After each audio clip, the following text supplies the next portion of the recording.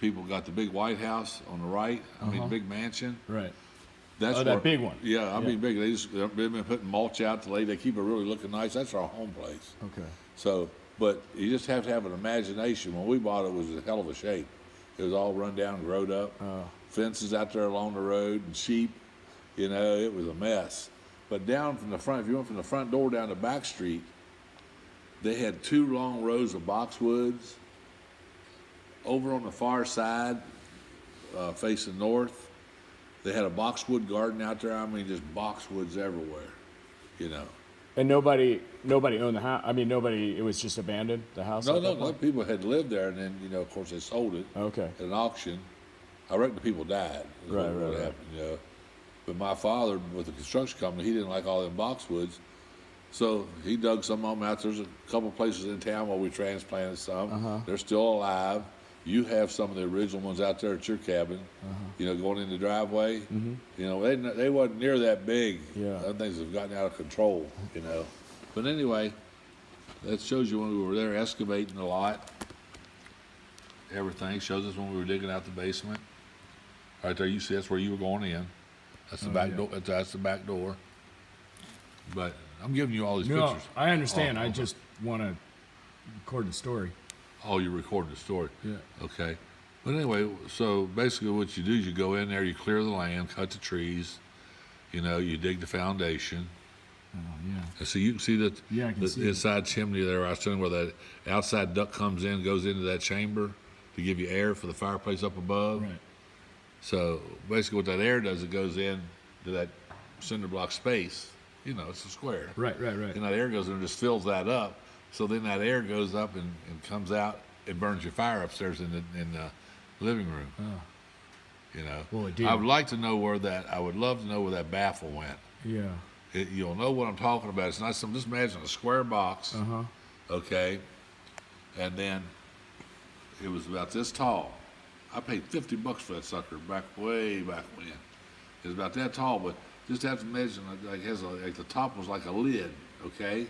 And it had holes in it like baffles. But what held that lid up high was a V shape like this.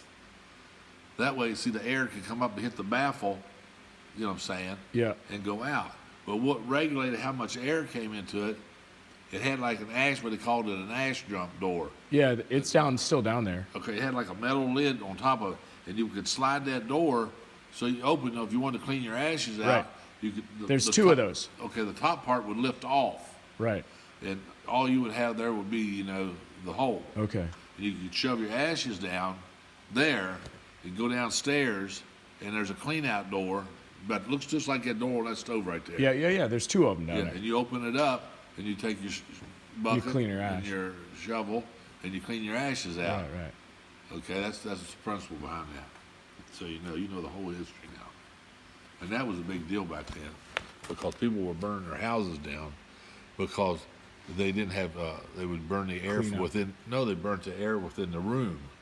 Didn't have fresh Oh, air. not from outside. No, they didn't have a fresh, you literally have a fresh air duct going to the outside. If you looked up in the ceiling down in the basement, you'll see a 12-inch wide by probably an 8-inch high duct going out. And the grill's on the outside of the foundation. If you look at it out there, you'll see it. So you'll know where it goes then. But because a lot of people wouldn't even know what it was for, Brian.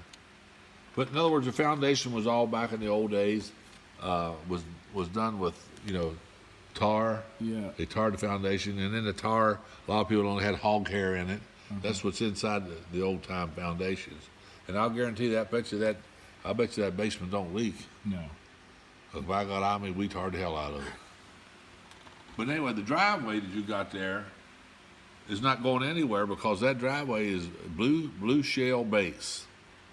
In other words, that shell came from down on the road, down to where the farm's at. Right. Now, you know, you go out of your road and turn right, Yeah.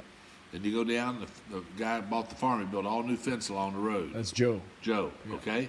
Well, as you go past the fence, you'll see a shell pit there on the left. Right. Where people were cutting out of there. Right. Well, we dynamited that, and So that's where that's coming from. that's where the shell came from. I'm just giving you the history. Yeah. Also, out of that same hole, the shell came out on the opposite side of the street, the long lane that goes back in that farm way back in there. That's how they built those roads, out of the same shell pit. Blue shell is the best. Why is that?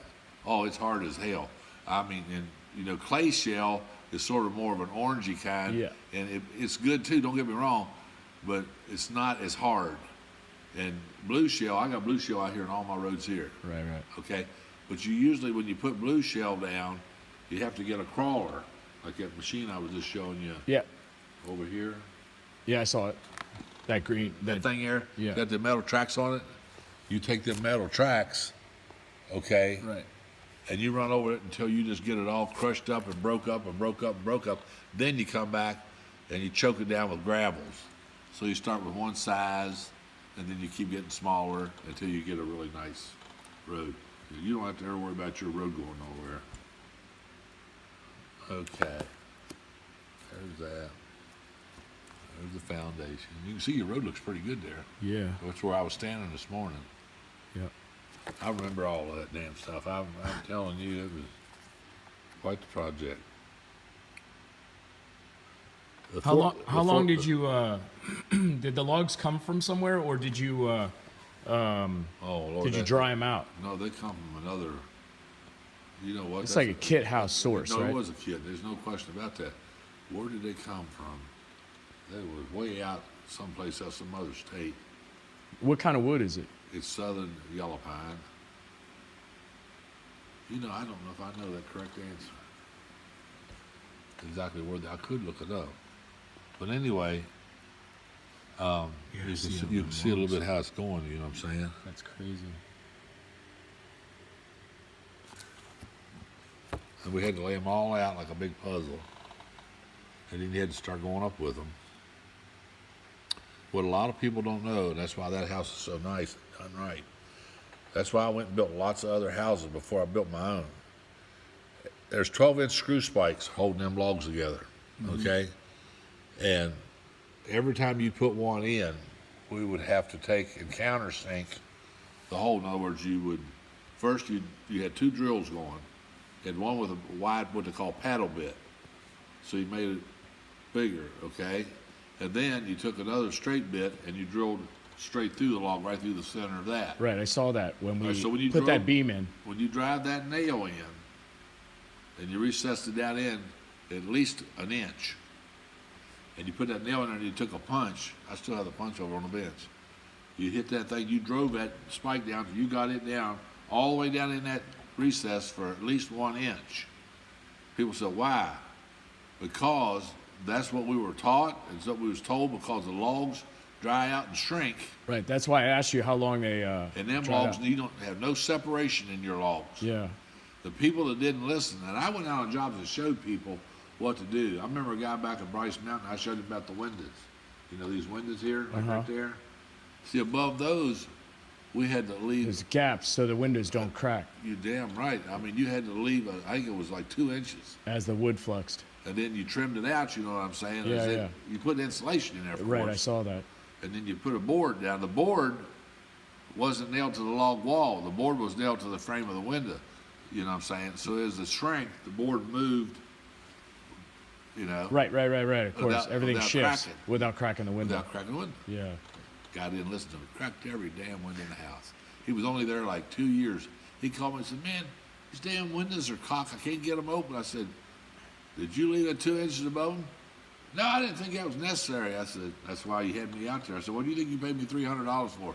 Just to hear me talk? Oh, he had to pay the price. Did you put that rope around there Yeah. to hide the? It's 3/4 inch stem. Yeah. I put 1,200 feet in that house. 1,200 feet. That's how you trimmed it. Yeah. Also, is there a reason you didn't caulk in between the logs? I didn't need to. Okay. You can. Yeah, I was just wondering. I didn't want to. It's just when you caulk like that in Yeah. between them logs, you'd be better off if you want to do something, stuff some insulation or something maybe in there. You think you got a draft? Shouldn't have too many drafts. No, there's none. I just asked why. The reason I did it is because it's just a place for dirt to collect. Yeah. And it's held clean. See, I had a backpack vacuum cleaner with a hose and a wand. Right. And I would take a ladder, you know what I'm saying? And a lot of times I didn't have to get a ladder because I got smart and made me a homemade extension Yeah. on the thing. Yeah. I'd walk around and That's Yeah. how I cleaned the logs. How? What about the outside? Is there a lot of buildings have chinking in between? So I see a little That's bit. the old school. That's old school. Okay. Those logs are different. See, this is the first style they had. This has got a single spline in the middle. What that means is tongue and groove. Right. I know what that is. Okay. Yeah. Now the new ones, when they start building them more and they got more into it, Right. they had a double tongue. Okay. In other words, which makes sense. If you got two sitting down on there, it seems like the log would balance better. Right. You understand? So Of in other words, course. so what we did, we had a single spline, and in between the spline was grooved, and they had what they call masonite strips. Right. And those strips laid in there, and you slip that log right down over. See, masonite, So it's this Masonite, this cabin is single log width, correct? Or is it? yeah. Okay. It's just one log. Yeah. And it's what they call rough logs. In other words, these are called authentic logs. Now you can get houses that the insides are milled where they're all flat. Right. It looks like paneling. Right. You know, I didn't want that. I wanted the real Yeah. look. Yeah. I looked at those and everything. There's some in town I could show you that's Yeah. like that, but I don't like them. And the walls are not as thick. Yeah. But the masonite spline went in, and then on each side of that, you had that big rolls of tape that was sticky, real wide, and you rolled out on each side of the spline, the foam. Then you set the next log on top of it, And it's all tied together with the the spikes. and then you, like I say, you spiked them, and I mean, well, we hammered the hell out of them. I Yeah. mean, we had sledgehammers. You know what I'm saying? We cut the handles off Yeah. this long. I got them over here, laying on the bench. You want to see them? I asked my guy who replaced the that one beam I was telling you about, and he said he saw the tie and he saw the screw down, but he said that it wasn't working anymore. He tried to screw it down, and Maybe it was too dry. yeah, Maybe, I don't know, but I that's. don't know. He said it was just turning and turning and turning. Yeah, but he has the nut on both ends. He has to hold this in while he's tightening this in. If you go up here and just turn that one, Yeah. it's just gonna spin down here. Well, how do you get up to the top? It's all hidden, right? No, there's the ledge up there. Oh, You okay. can see the top of the nuts. Okay. If you go up there and look, you can see the nuts right there. Yeah. Well, But anyway, I still have no It issue. doesn't matter if he. Steel beam, I'm good. If a beam's in there and they lifted it the way you want, Yeah, well, that just expanded that one area where the dining room table is. Right. Yeah, it sit there a hell of a lot. Yeah. But no, I mean, as long as you corrected it, that's fine. Yeah. But at that time, again, you got to realize these are some of the first log homes that was built in the area. Right. But I know it was the first one that was insurance put on it. Right. Because a friend of mine had took what you just said, and it's called hand hewed. They got logs out of the mountain, just like you cut a tree down, just like we cut the trees there. Right. They take those logs and they run them through a mill and flatten them on both sides. I can take you out to Bryce Mountain because we owned a cabin out there that was built by somebody else years ago. My father and them had a place where they had horses, and they had a cabin on it. And that cabin was what you're talking about exactly. It was hand-hewed logs. At the end, they made like a tail on it. Right. Okay, and then the other ones that were coming this way, they made a notch like Lincoln logs, Right. like kids had. Right. And you slide it over the notch like this, Right. and that made the bond. That's your tongue and groove. That was that's sort Right. of yes, tongue and groove Yeah. sort of. All right, and then between those, a little bit different is when they nailed those logs together, whatever they put them, then they went back and put insulation on both sides. Right. Then they chinked it. That's what they call chinking. Right. Put cement in there and pushed it back in there. Right. And smoothed it out. Right. That's how they did those. Okay. I'm just about to refinish the logs. I don't know when the last time it was done. In or if it- out? Out. Okay, well, you know what to do with them, right? Well, we just power washed it, and then Who did? I got this guy Michael Seal. He's a local guy, but he just power washed everything, and he's gonna put borate down for for bugs. What is it? The borate. Everywhere I read said to No, do I mean, that. borate may be good, but you mix two products together. Whatever you're putting on there for the bugs, Right. that simply goes into the wood. Right. Okay. It's supposed to. So to keep away the wood. When I did it, I always been did. I did the same research. You know, I put a bug repellent on it Right, as well. right. But you mix that same repellent. You know, either you mix it or you have to do it. Come back and do it. Yeah, yeah. Linseed oil. To add linseed oil to it? That's what stays on the logs that makes them shiny. Oh, okay. That's what preserved them logs like you see. Okay. I did that probably while I was there, probably twice. Okay. And then he said, then he's going to use Sikkens to finish it with. Now you're talking about on the outside. Outside. So he's going to treat the logs for the bugs. Correct. And then he's going to caulk a little where it needs on the outside. And then he's going to put be like you referring to like Thompson's water seal. Yeah, or Sikkens. Something like that. Yeah, yeah. Something. Yeah. Let's see. What we're using? So we're doing it right now in Mississippi. Yeah. I can't. It's made by Home Depot. Okay. It comes in 5-gallon buckets. I got a picture of it. Yeah, he says he prefers Sikkens brand because it's really good with the logs. It might be. I mean, as long as the guy knows. Yeah. But approach him on adding linseed oil. Okay. To it. What happens is to the borate mix. It's just it's common sense, and some people do it, some people don't. Everybody's different. Right. The principle behind that was, and the boy that did it was in the business too, there in Newmarket, and of course the bug stuff's going to go into the wood. Now the stuff he's putting on does he think it's going to stay on the surface? Correct. Or does he think it's going to go into the logs because they're dry? I don't know. I need to So research. if it's going to, I think a percentage of it's going to suck into the wood. Right, of course, it has to. Well, the principle behind the linseed oil is it don't.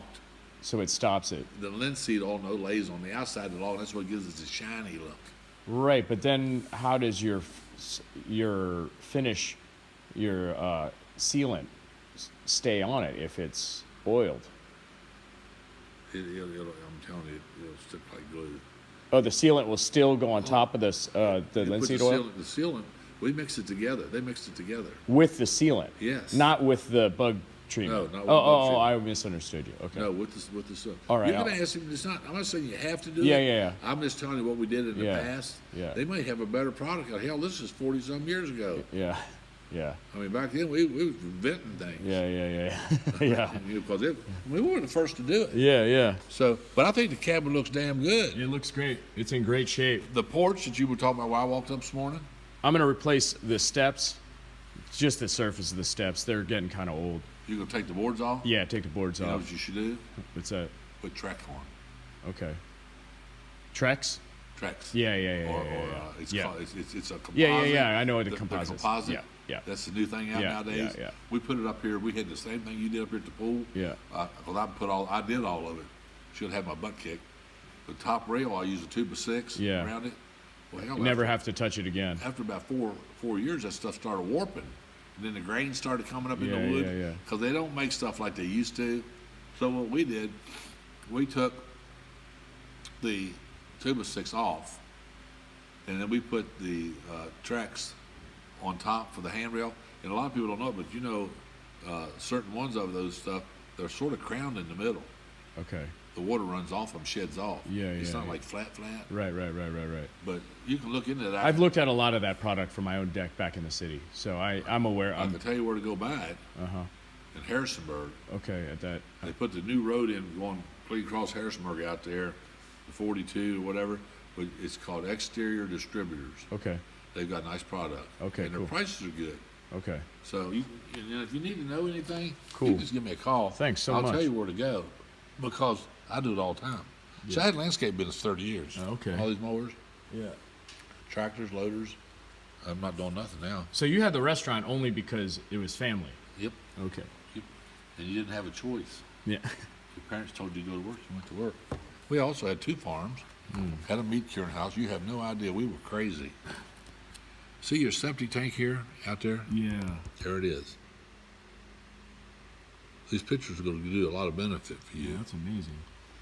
I'd have that septic tank thing. I'm not saying that they can't deteriorate. Yeah. I'd have to get a second opinion on that, because I got over here at my mother-in-law's right now. They tried to pull that shit on us here back about last year, and the guy come over and he's still telling us stuff that I'm still not a believer in what they're telling me. So I called another company, in Mount Jackson when I was telling you about Bowden. Yeah. And they're coming out Monday. The guy's sending out his man that does it. I said, I want your opinion. He's already cut the price over $2,000 on the telephone. Oh. And he looked at it. So that's something. That's a sign. That's a good sign there. Yeah. But he's going to come look at it. He says, I don't know why you got to do that. I said, well, whatever. Oh my God, that's the garage. Well, this is I think that's some of the septic down on the side of the hill. You know, the driveway and the leach lines are down on the side of the hill. Lines, I saw them. But now, over those leach lines, in case you ever wanted to do it now, you know, I'm talking about below the, I can show you, but there used to be a railing there. You know, the tree house is here. Right. All right, if you came out from the tree house going down the hill a little ways, and then come across from below the driveway there, there's... I saw the lines in the distribution box. You ain't gonna hurt them lines, what I'm trying to tell you. Yeah. Them lines are way down deep because I hauled in 15 dump truck loads of topsoil over top of them. Oh. I built all that up and then let it roll off. Yeah. That's where my garden was. You can grow some serious food out there. Yeah.